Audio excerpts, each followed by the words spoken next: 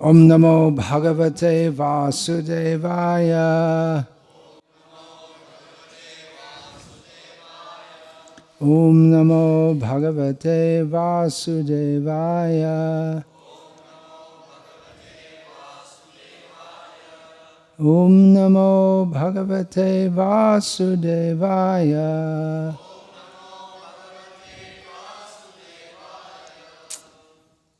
Srimad Bhagavatam, Canto 10, Chapter 13, Text 61, translation and commentary by His Divine Grace, Srila A.C. Bhaktivedanta Swami Prabhupada.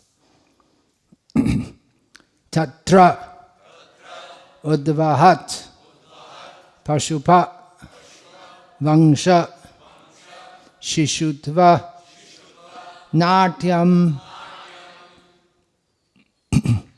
Advayam Param Anantam Agadha Bodham Vatsan Sakin Iva Pura Paritaha Vichinvat Ekam Sa Pani Kavalam Parameshthi Achashta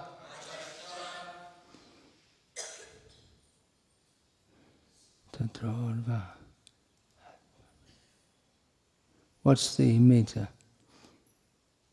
Tatrorvahat Pashupavangsha Tatrorvahat Pashupavangsha Shishutva Natyam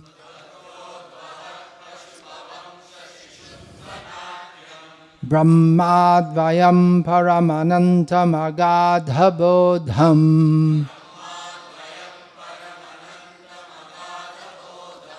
Vatsan Sakin Iva Pura Parito Vichinvad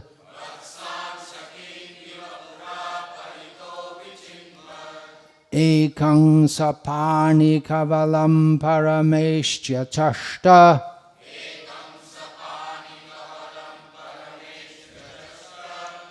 Tatrodvahat Pashupavangsha Shishutva Natyam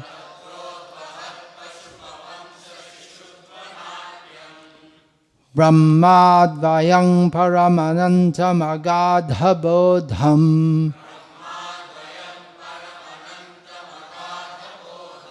Vatsan Sakin Iva Pura Parito Vichinvad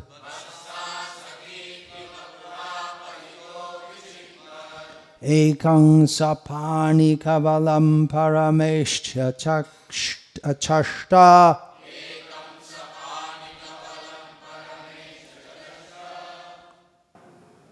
Tatrodvahat Pashupavam Shishutva-natyam Tatrodvahat Pashupavam Shishutva-natyam Brahmadvayam Paramanandam Agata-bhotam Brahmadvayam Paramanandam Agata-bhotam Vatsan Sakimiva Pura Parito Vichinvad Vatsan Sakimiva Pura Parito Vichinvad Ekam Sapani Kavalam Parameshtiya Chasta Ekam Sapani Kavalam Parameshya Chasta Tatrodvahat Pashupavangsha Shishutva-natyam Tatrodvahat Pashupavangsha Shishutva-natyam Brahmadvayam Paramanantam Agadha Bodham Brahmadvayam Paramanandam Agadha Bodham Vatsan Sakhin Iva Pura Parito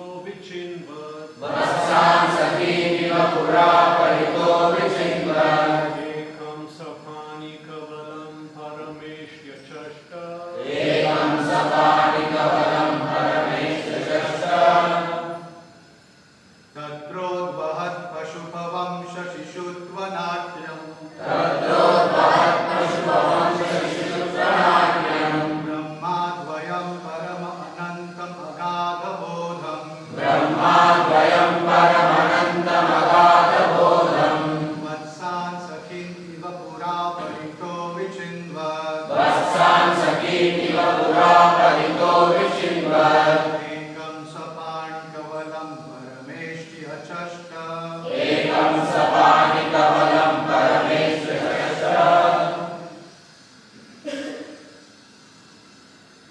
Then, ladies.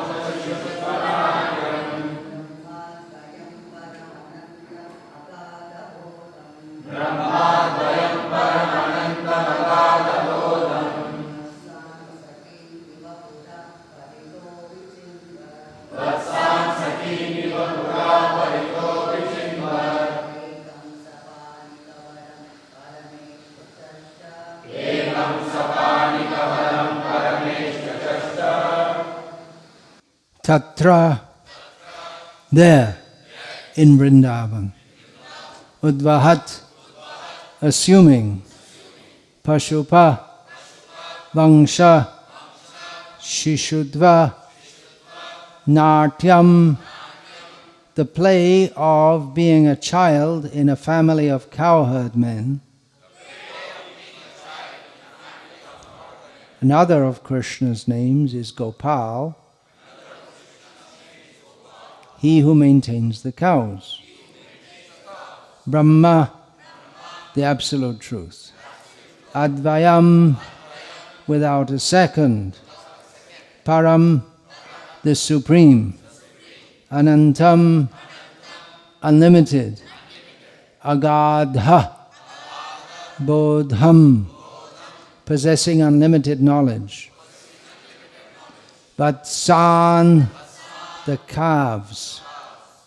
Sakhin, and his friends, the boys. Iva, pura, just as before. Paritaha, everywhere. Vichinvat, searching. Ekam, alone, all by himself.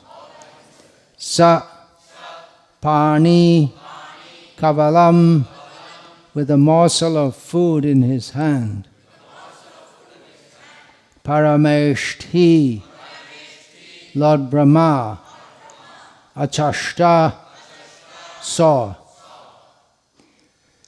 Then Lord Brahma saw the Absolute Truth, who is one without a second, who possesses full knowledge and who is unlimited, assuming the role of a child in a family of cowherd men and standing all alone, just as before, with a morsel of food in his hand, searching everywhere for the calves and his cowherd friends.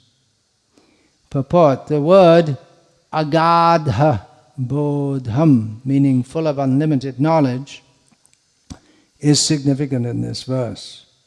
The Lord's knowledge is unlimited, and therefore one cannot touch where it ends, just as one cannot measure the ocean.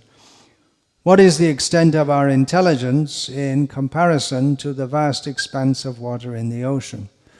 On my passage to America, how insignificant the ship was, like a matchbox in the midst of the ocean. Krishna's intelligence resembles the ocean, for one cannot imagine how vast it is. The best course, therefore, is to surrender to Krishna. Don't try to measure Krishna. The word advayam, meaning one without a second, is also significant. Because Brahma was overcast by Krishna's maya, he was thinking himself the supreme. In the material world, everyone thinks, I am the best man in this world. I know everything.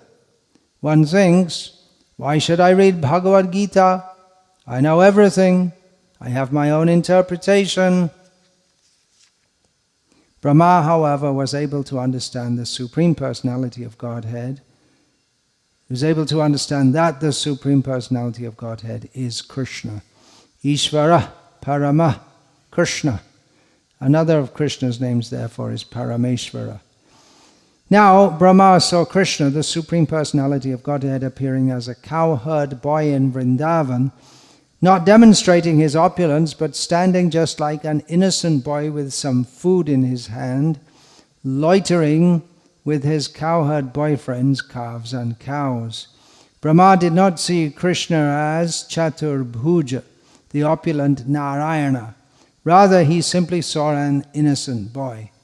Nonetheless, he could understand that although Krishna was not demonstrating his power, he was the same Supreme Person.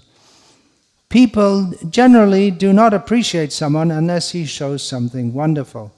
But here, although Krishna did not manifest anything wonderful, Brahma could understand that the same wonderful person was present like an ordinary child, although he was the master of the whole creation. Thus Brahma prayed, Govindamadi Purusham Tamaham Bhajami. You are the original person, the cause of everything. I bow down to you. This was his realization. Tamaham bhajami. This is what is wanted. Vedeshu durlabham. One cannot reach Krishna merely by Vedic knowledge. Adurlabham atma bhaktau. But when one becomes a devotee, then one can realize him. Brahma therefore became a devotee. In the beginning he was proud of being Brahma, the Lord of the universe, but now he understood, here is the Lord of the universe. I am simply an insignificant agent. Govindam adi purusham tamaham bhajami. Krishna was playing like a dramatic actor. Because Brahma had some false prestige, thinking that he had some power, Krishna showed him his real position. A similar incident occurred when Brahma went to see Krishna in Dwaraka. When Krishna's doorman informed Lord Krishna that Lord Brahma had arrived, Krishna responded, "Which Brahma?" Ask him, which Brahma? The doorman relayed this question and Brahma was astonished. Is there another Brahma besides me? He thought. When the doorman informed Lord Krishna, it is four-headed Brahma, Lord Krishna said, "Oh, four-headed, call others, show him." This is Krishna's position. For Krishna, the four-headed Brahma is insignificant, to say nothing of four-headed scientists. Materialistic scientists think that although this planet Earth is full of opulence, all others are vacant. Because they simply speculate, this is their scientific conclusion. But from the Bhagavatam we understand that the entire universe is full of living entities everywhere. Thus it is the folly of the scientists that although they do not know anything, they mislead people by presenting themselves as scientists, philosophers, and men of knowledge.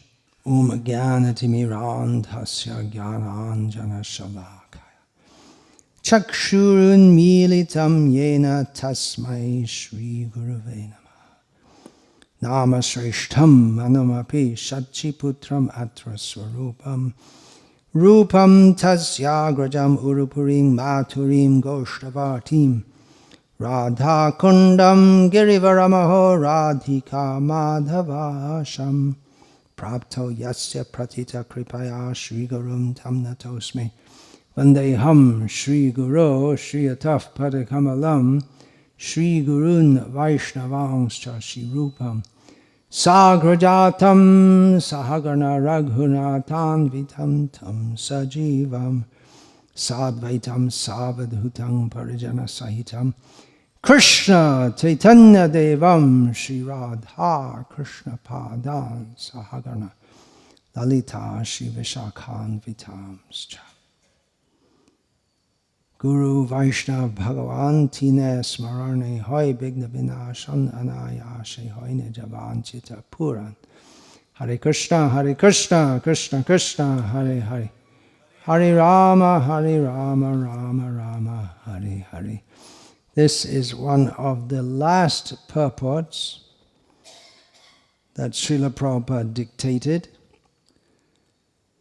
before he left our mortal vision, we see that he's giving quite lengthy purports. He's repeating themes that he's spoken on many times, but also giving new angles and insights.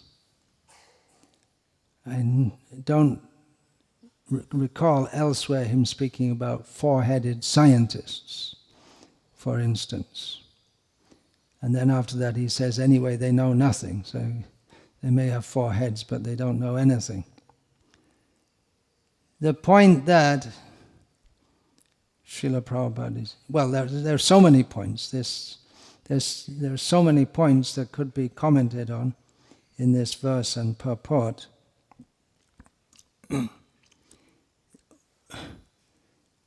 The best course, therefore, is to surrender to Krishna. That's pretty much the essence of everything Srila Prabhupada came to teach and to demonstrate by his personal behavior. Srila Prabhupada is relishing dictating this Bhagavatam from the external perspective. He's lying in a helpless, painful situation, but he's in ecstasy, fully conscious of Krishna, and performing his service for which he came to this world, up to his last breath, literally. He's teaching us how to surrender to Krishna in every breath of life. He mentions here that previously Brahma wasn't a devotee. Brahma was a devotee, but he was in a different kind of consciousness. The word devotee is used in different ways. Sometimes said that, Chaitanya Mahaprabhu said that anyone who even chants the name of Krishna once can be considered a Vaishnava. On the other hand, a devotee means, if you want to take to the full, real meaning of the word, that means someone who's completely surrendered to Krishna, wrapped in thoughts of Krishna all the time. So Brahma is a devotee with some material touch. Therefore he's in the material world, very much involved in the material world. But Krishna has very nicely humiliated him here. And now he's come to the platform of pure devotion. Brahma is the creator. His service is to create a situation for every living being. The bodies and the planets, the circumstances they live in. He has to make heaven and hell and everything in between. Those who are on the platform of pure devotion or who are following pure devotees, they're in a more fortunate situation than Lord Brahma. Brahma is very much involved in the material world. And everyone else who's in this world is also very much involved in it. Srila Prabhupada is very much involved in this world. But in another sense, like Krishna, he is Padma Patram Evampasa. He's aloof from it all. So we're very fortunate. Creation is going on here. This creative impulse is most largely, in a massive scale, is actuated, reified by Lord Brahma. And here we're creating a temple also. That's also creation. Brahma does the creation in the service of Krishna, but it's a secondary kind of service. Inasmuch as it's facilitating the warped desires of the conditioned souls. Whereas building a temple here is meant for glorifying Krishna directly and rectifying the warped desires of the conditioned souls. And we'll be happy to invite Krishna here, and if Krishna comes, then Brahma will come also. In London, where Srila Prabhupada first installed Radha Krishna deities in the Western world, he told the devotees, you have to make on one side of the Singhasan of Radha Landanishvara a Vyasasan for Lord Brahma and one for Narad Muni, because they come here regularly.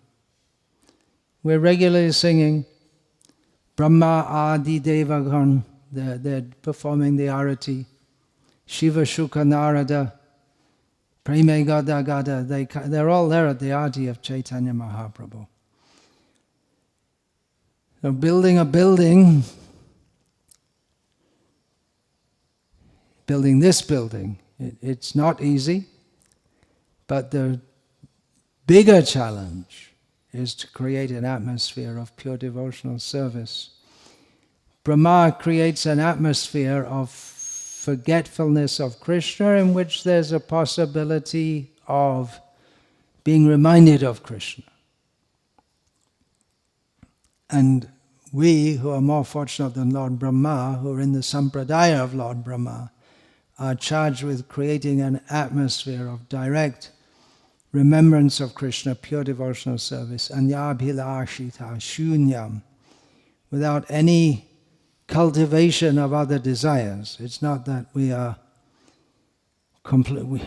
most of us, most probably, I can't read your minds, are not completely free from material contamination, but here is to be cultivated an atmosphere of coming to that platform of consciousness, of not having any material desires, acting on the platform of pure devotion, doing everything for Krishna. Krishnate akila cheshta. And so many temples are built. One specialty of this temple is that it's being built simply for the pleasure of Krishna. It's not that someone is building it to perpetuate their name or fame or to be free from sins so they can go to the heavenly planets. We don't expect that everyone's going to become a completely pure, perfect devotee, free of all material desires. That's not going to happen overnight. But the aim is to create an atmosphere in which everyone who participates in this atmosphere, whether they come as a casual visitor, they come for a festival, or whether they're in the congregation just living close by, in the ashram, living right here, everyone becomes affected by that mood, that transcendental mood, which is different to anything we'll find in the material world. Even among the great selfless welfare workers and the selfless soldiers dying for the country, it's different to the mood of doing everything for Krishna, not for our own pleasure. So that's one motto for all devotees. Krishnarte akila cheshta. Everything should be done for Krishna. Another is tivrena bhakti yogena. There's so many temples of Krishna, but this one, or all of Srila Prabhupada's temples, they're meant for performing devotional service to Krishna very intensely. This is different from ordinary religion. In ordinary religion, we worship God, but with the idea something I'll get for my own pleasure. But here the idea, everything for Krishna's pleasure, nothing for my own pleasure. And worship God at certain times to do that, and the rest of the time I'm doing what I want to do. But tivrena bhakti yogena, intense devotional service, means all the time, without any break. This is a haitukiya pratihata, without any personal motive and non-stop, 24 hours a day. That means even sleeping is done simply to refresh the body so that it can be functional in Krishna's service. Nothing new, I'm saying. Just like Prabhupada is nothing new, but it's new. It's always fresh. We're astonished to see how this can be possible. We may also be astonished if we look back at our lives, those who were not born into this.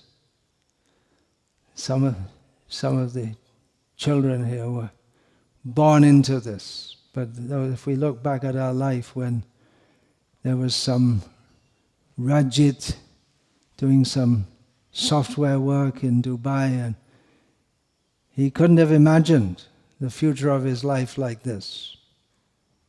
None of us. He couldn't have imagined. It's astonishing. This temple is coming up. It's astonishing. Everyone who comes is astonished. I remember coming to Bombay, that must have been 1978 or 9.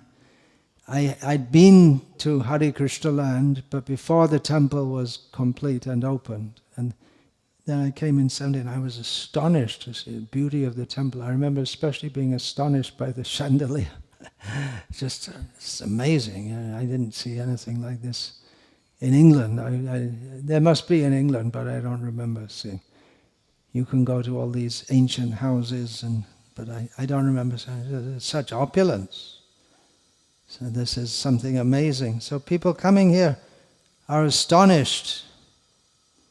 They just don't expect anything, such a building and such an atmosphere, how everyone is working selflessly, or that mood is predominant. Maybe we shouldn't be astonished because that's what we hear about. That's the nature of the spiritual energy. Srila Prabhupada did so many astonishing things. In the previous purport, Srila Prabhupada writes,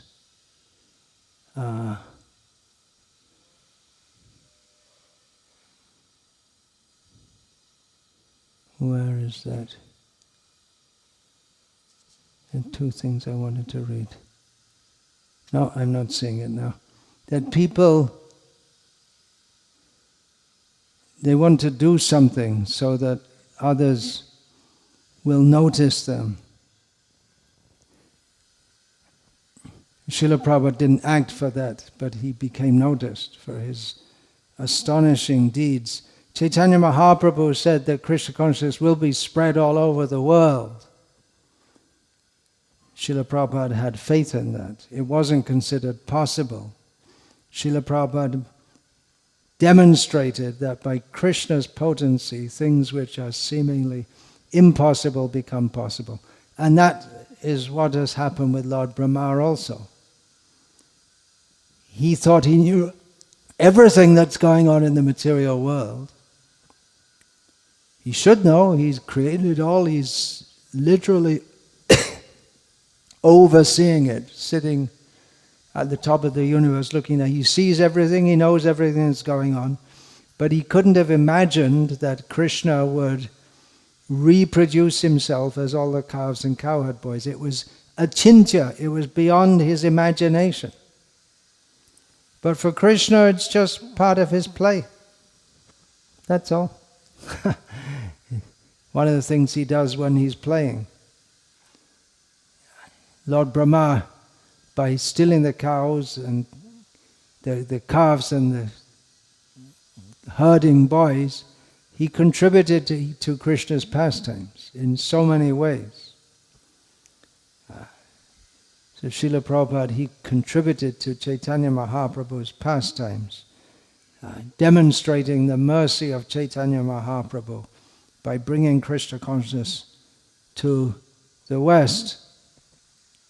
And it's not that Srila Prabhupada did so many miraculous things and the miracles should stop because he's passed away. But if we really believe that he's still present in his instructions, then wonderful things should continue to happen. And we see that where this mood is cultivated, it comes from the top. Yad yad acharati shreshtaha tattadevetaro janaha. When that mood is cultivated, everyone, if others can follow like that, this mood of pure devotional service where it's preached and practiced,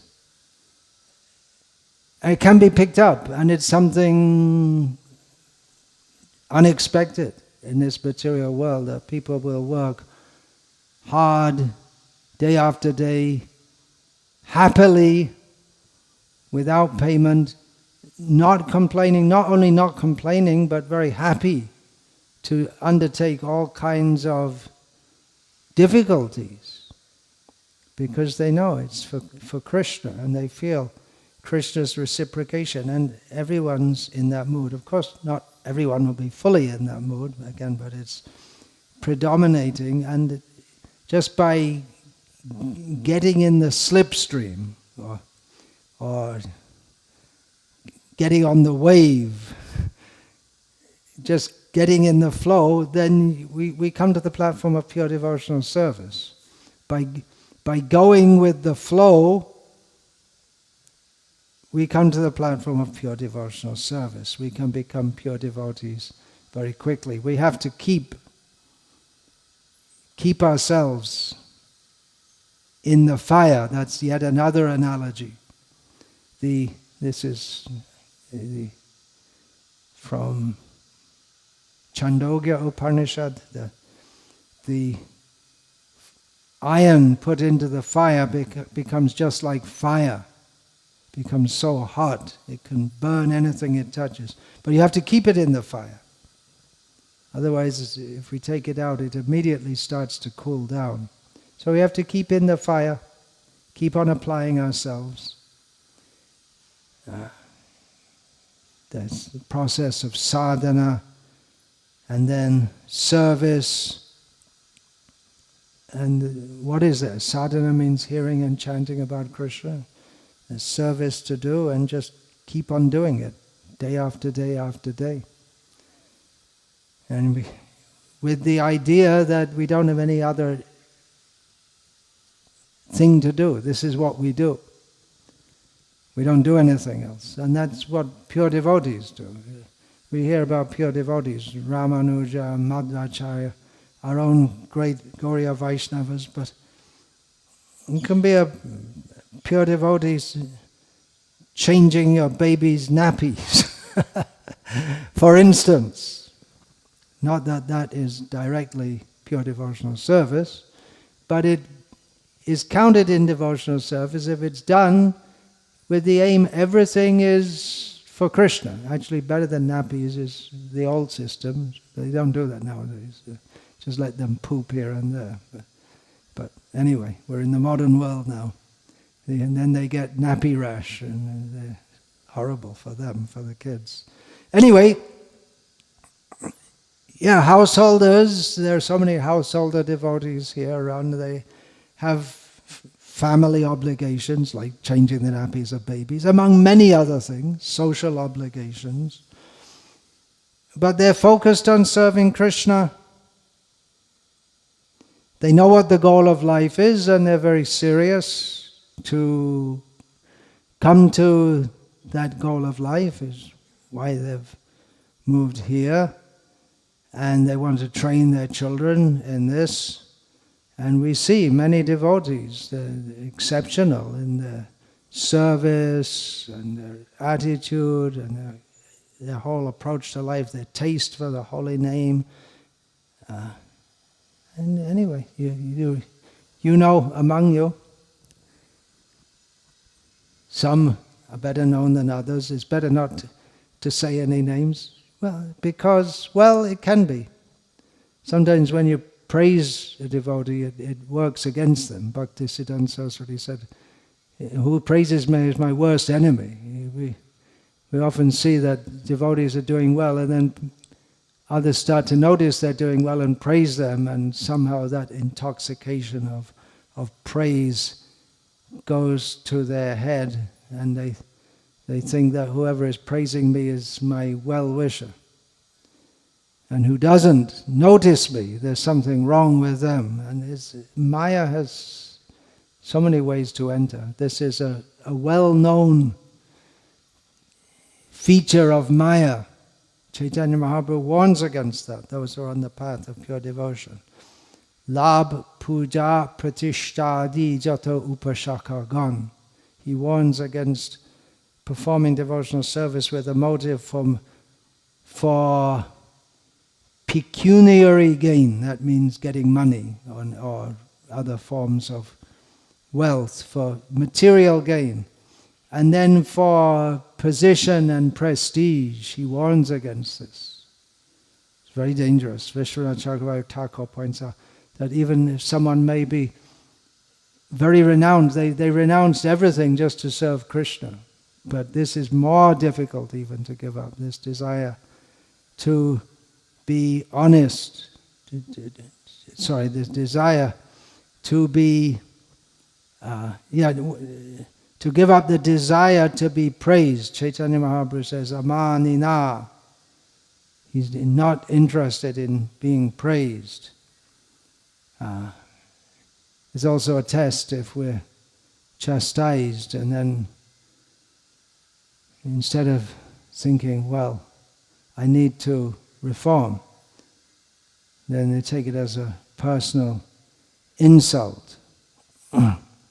Or if I praise someone in particular, then others might think, oh, why didn't I get praised? That means we're cultivating pure devotion, but we still may have so many neophyte tendencies. And if I praise without saying names, then those who are very neophyte and don't have the qualities will think, yes, they're talking about me. And those who I am talking about will think I'm talking about someone else. Psychology in devotional service. How Chaitanya Mahaprabhu says to be humble. How can we be humble? We can take a cue from Lord Brahma. He was humbled for his foolishness, but he becomes very humble. And we'll see in his prayers coming up in the next chapter, which constitute very important teachings, not only the teachings that he explicates in his long, I think it's more than 40 verses. He has prayer. How many do you know? 40 something. Very long prayers, but also the whole mood therein, which he conveys. So those who are actually imbibing the spirit of pure devotion will like to think that others should be praised and I should be chastised. It's not very common. It seems to be the opposite of what human psychology is and should be.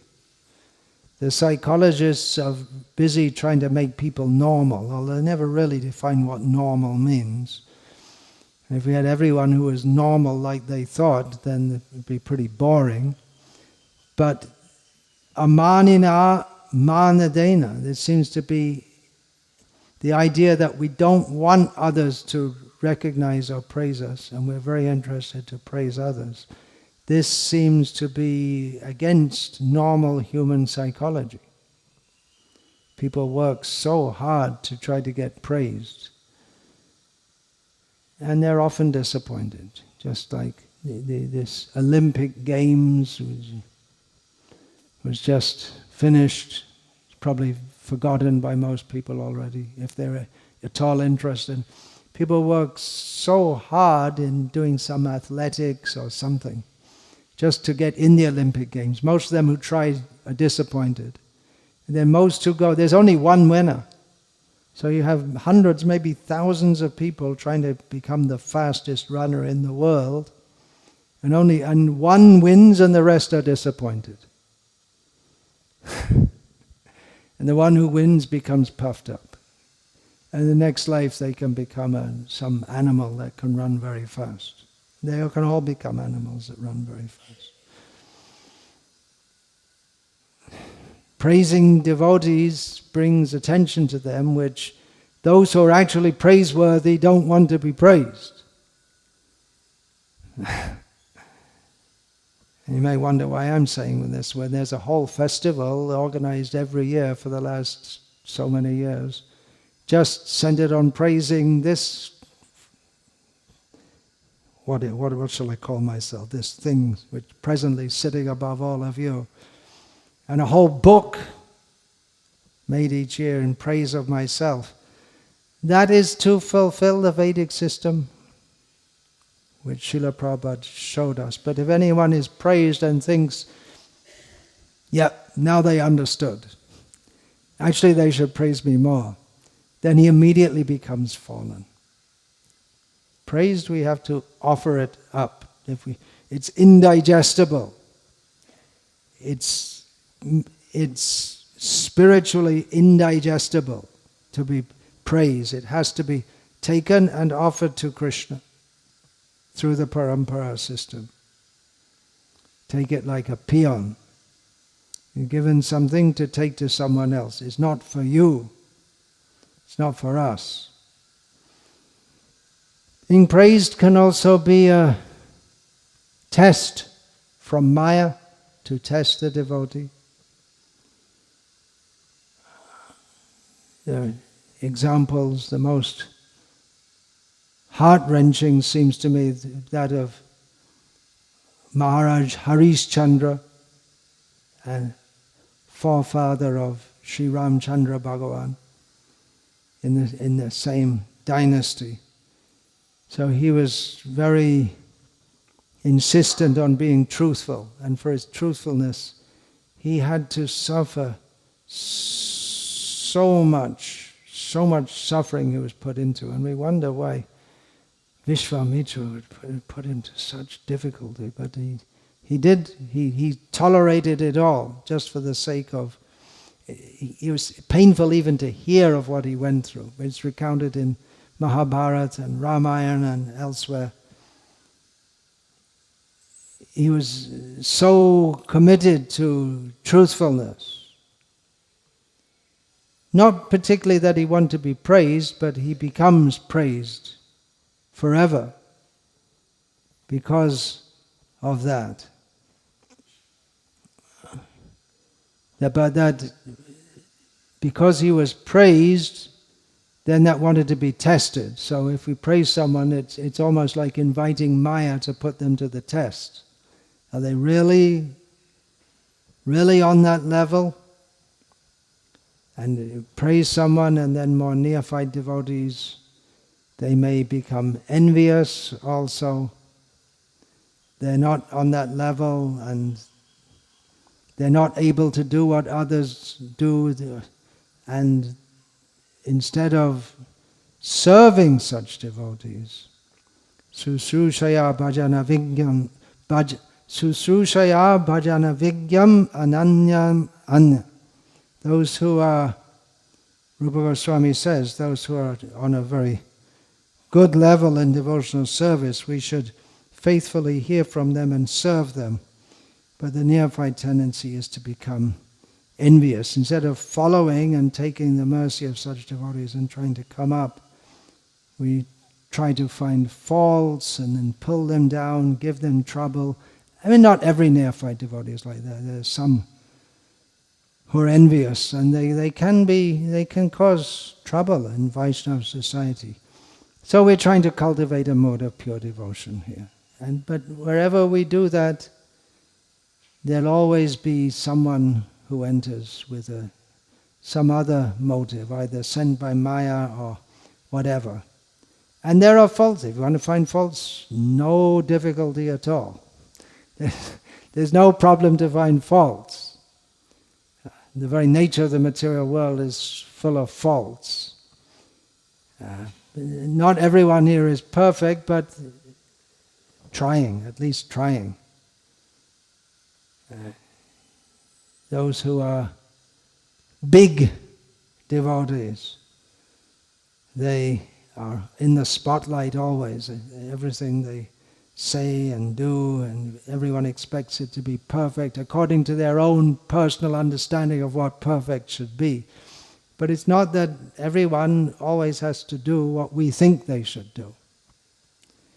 And there'll always be some devotees who are weak, some who are neophyte, and some who never really seem to grasp what we're trying to do, who they never get into the slipstream, they never get on that wave, they never really catch what we're trying to do. That spirit of pure devotion, they can go on for years and years and not seem to make much progress. Don't be one of them. There may be some who are strong for years and look very strong, and they are strong, and then suddenly, somehow, they wobble, the test of Maya comes, and they're not able to withstand that.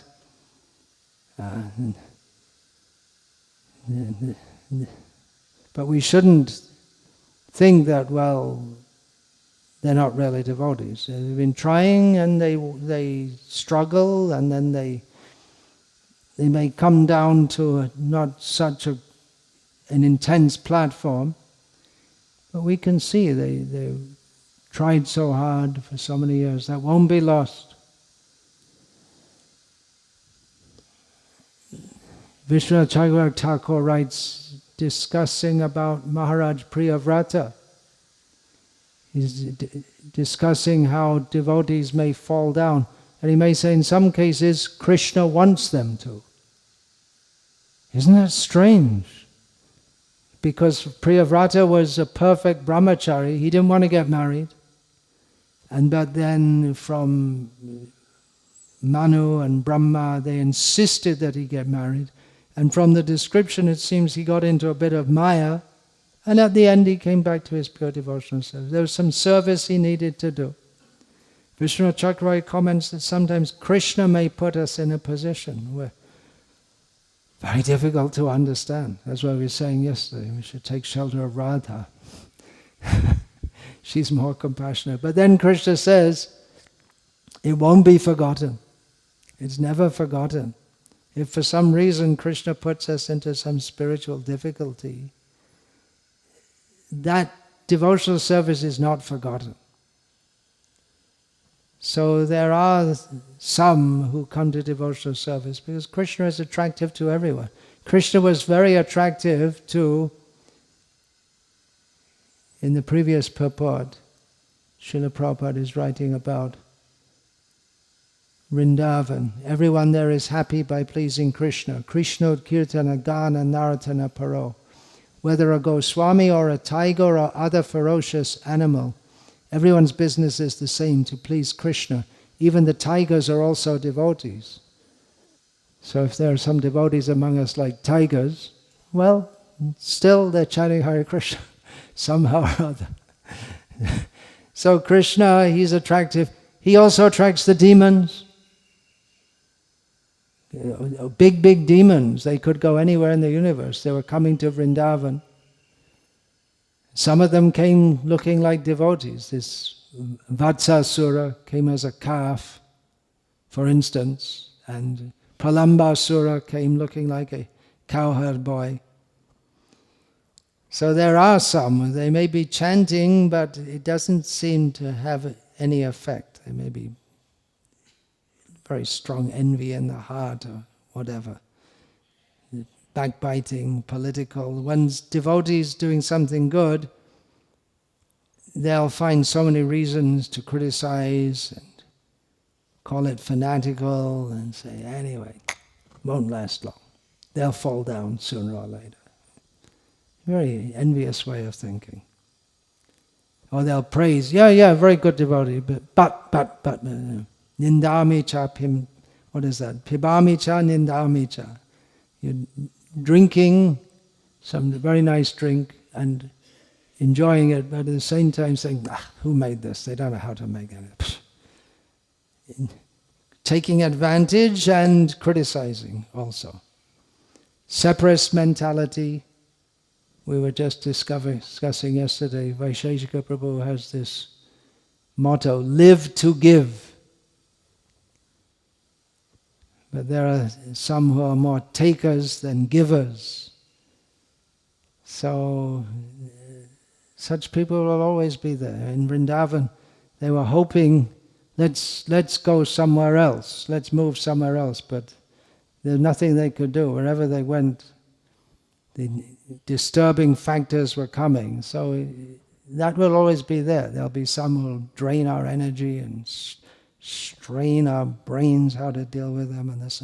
They'll always be there. And they're never wrong. They're always right.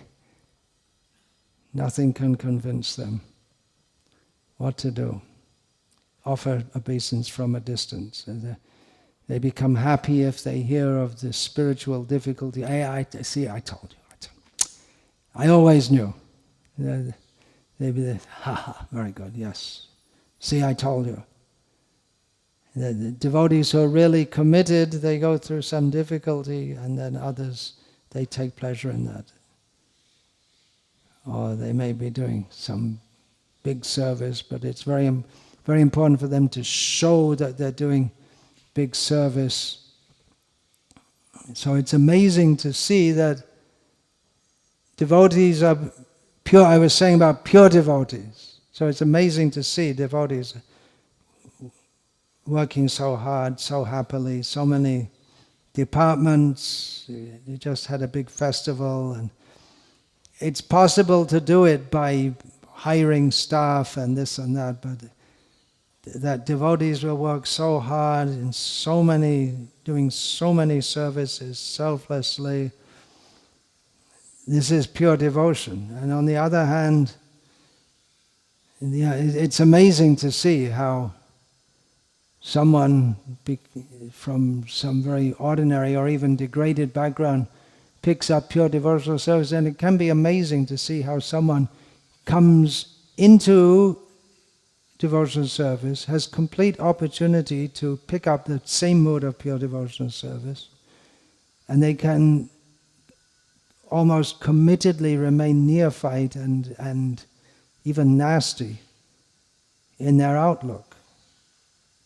Bhaktisiddhanta Saraswati left this world 10 years earlier, we hear from Srila Prabhupada, due to his distress at seeing the number of his neophyte disciples increasing. What a loss for the world. 10 years, what he would have done. What did he do? Every moment he was giving such benediction to the world. How is that with such a powerful guru, and his words are so powerful? They really have the effect of this. What is that? Satsu sajeta buddhiman. What is that verse? Tato du sangha utsrija satsu sajeta buddhiman. Santa evasya chindanti manovya sangam uktibihi. One who's intelligent, having seen the nature of this material world, should give up bad association and associate with pure devotees who, by their powerful words, cut the material attachments. But those who are neophytes, they can't hear what's being said. Shunile na shune kan. They hear, they can even write it down in the Bhakti Shastra degree, but it doesn't enter the heart. There's a wall. There's a wall behind the ear. It can't enter. Or if it enters, it's changed around and regurgitated with a different understanding. Bhaktisiddhanta Saraswati used to say, well, he said, there's a gap between, I'm speaking, you're hearing, there's a gap between us. Maybe a gap or maybe a wall. They cannot do Guru Mukha Padmavakya Chitete Korea Aikya. In Bengali, Hindi, probably other languages, they say, give me your ear. It means listen to what I have to say. You give the ear means you have to give not just the ear, but the mind, the heart, the soul, to hear attentively, submissively. It all begins with that, doesn't it? Chaitanya Mahaprabhu, he recognized that when Rai Ramananda was recommending various levels of religious and spiritual uplift, and Chaitanya Mahaprabhu even rejected as external mixed devotional service, and then he accepted hearing, jnane prayasamudapasya namanta eva, and which we'll hear in the next chapter. Brahma speaks this verse. Hearing attentively, submissively, with the intent to learn and to be purified. So that will all be, so many important things will be discussed in the next chapter. We're nearing the end of this chapter, just 3 more verses. Hare Krishna. Any questions about this? You wrote a question. Any from the ladies? Just a second. Say it in the mic. Our life should be Guru's instruction to be our life and soul. So we desire, so we do service for Guru's pleasure, Krishna's pleasure. So we report to our Guru. Does it mean that I want my Guru to recognize it because I want to please my Guru? Is this a danger? Yeah, we want to be recognized by our Guru. We don't advertise in a mundane way, but if we're trying to get the mercy of the Guru, so we want to be recognized. But that doesn't mean we advertise ourselves.